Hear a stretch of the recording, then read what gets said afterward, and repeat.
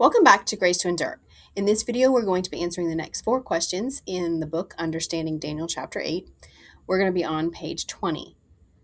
Question 20 is, what will the Antichrist be allowed to stop?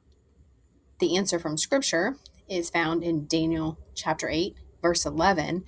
And I'm going to be reading in the NASB just because I felt like it put it very clearly.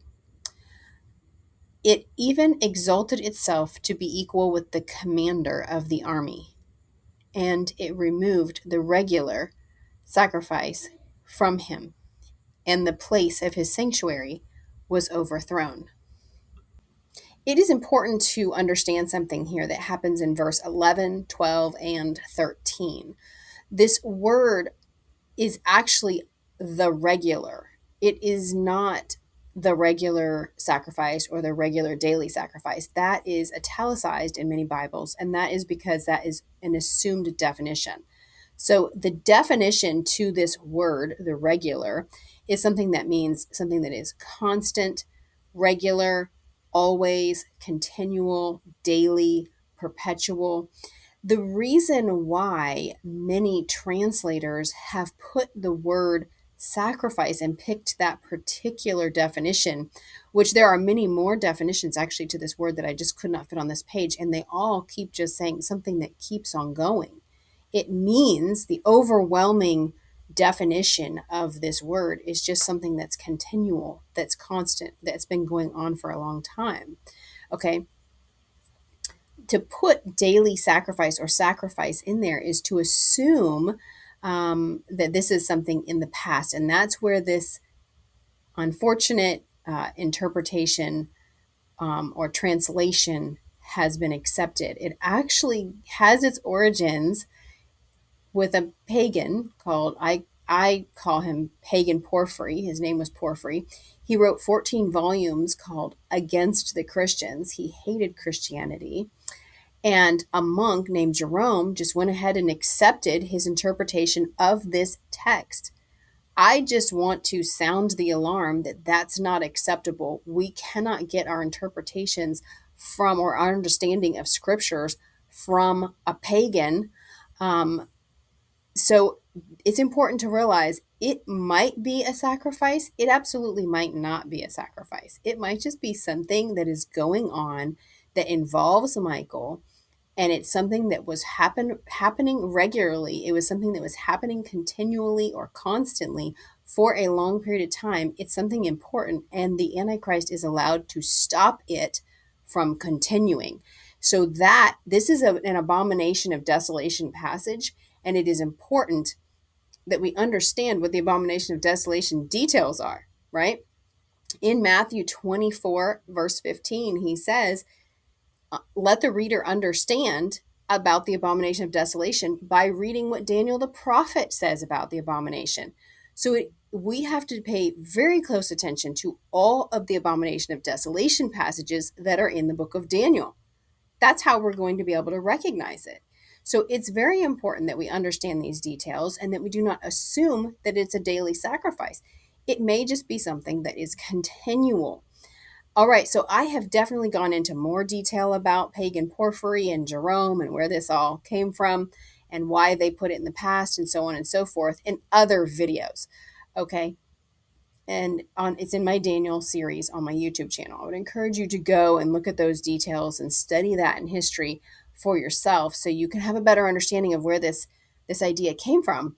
But the main thing to take away from that, this whole thing, is don't assume sacrifice in there. If it involves a sacrifice, fine. But if it doesn't, that's also okay. And that doesn't mean this is not happening in real time. If we're looking at it, we cannot force the word sacrifice in on the text. So we see it again in Daniel chapter 12, in verse 11.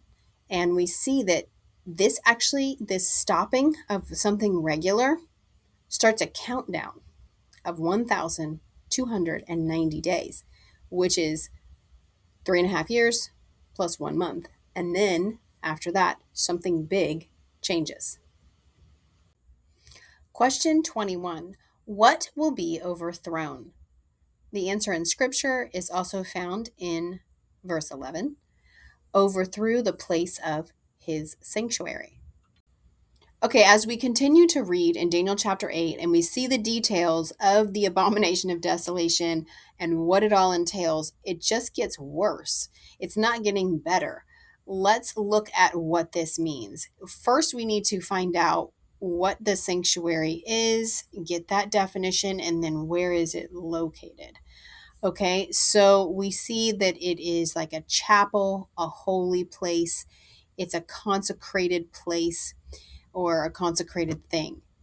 So this is a place that Michael resides in some way, and it's holy and it's his. It's called his sanctuary. So the leader of the heavenly host has a sanctuary and it gets overthrown. That's alarming, right? Now let's look at this word overthrown. It means to throw out, down, or away, to cast away, cast down, cast forth, cast off, cast out, hurl, pluck, or throw. All of these are not good definitions for the sanctuary, okay? So I'm just going to do a brief overview. What have we read? We have read that there is a holy place in the heavens in which Michael does something continually, something that both protects and restrains Satan's deception from being unleashed in its full potential. Okay. When Michael moves out of the way and his sanctuary is overthrown, the greatest deception of all times opens up and is unleashed on the whole world. The Antichrist is revealed and he's worshiped in the world as God himself. Who else wants to overthrow the heavens and sit as God? Answer in Scripture, Isaiah 14:13 and 14. This is a quote of what Satan has been devising and the plan that he wants to carry out that he has had for a very long time. Let's read. You said to yourself, I will ascend to the heavens. I will set up my throne above the stars of God. I will sit on the mount of the God's assembly. I will ascend above the highest clouds. I will make myself like the Most High. So we can see this is what Satan has wanted the whole time. This has been something he is trying to make happen all this time. So when you read in Revelation 13 that it's the dragon who empowers the Antichrist to do these things that are in Daniel chapter 8, it makes sense. This is what he's wanted the whole time. Where is it located? Well, in the heavens, above the stars, above the highest clouds. He wants to be worshiped as the Most High God. I want to direct our attention now to the copying that we see the Antichrist doing. He is not going to be called the Antichrist here on earth. We will know him as the Antichrist, but not because he says he's against Christ, but that he's claiming to be the Christ, to be the Messiah. And so in that way, he is opposing the Most High God. Okay, now let's look at some of the copying that we see that the Antichrist is going to do. God sent his son Jesus to become flesh and dwell among us. The Antichrist will be a man who will live among us. He will start out small and grow great. Okay, Jesus did miracles. The Antichrist will do miracles. Jesus destroyed evil and he will destroy rebellion eventually, entirely. The Antichrist is going to destroy the evil and rebellious Babylon. Okay, so that is a good thing that the Antichrist is going to do in order to win the hearts of people to believe he's God and to believe he's good. Okay? Jesus died and rose again.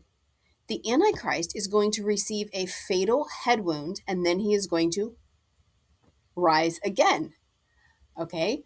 Jesus has servants who will worship him. The Antichrist will have people who serve and worship him. And lastly, pay very close attention to this.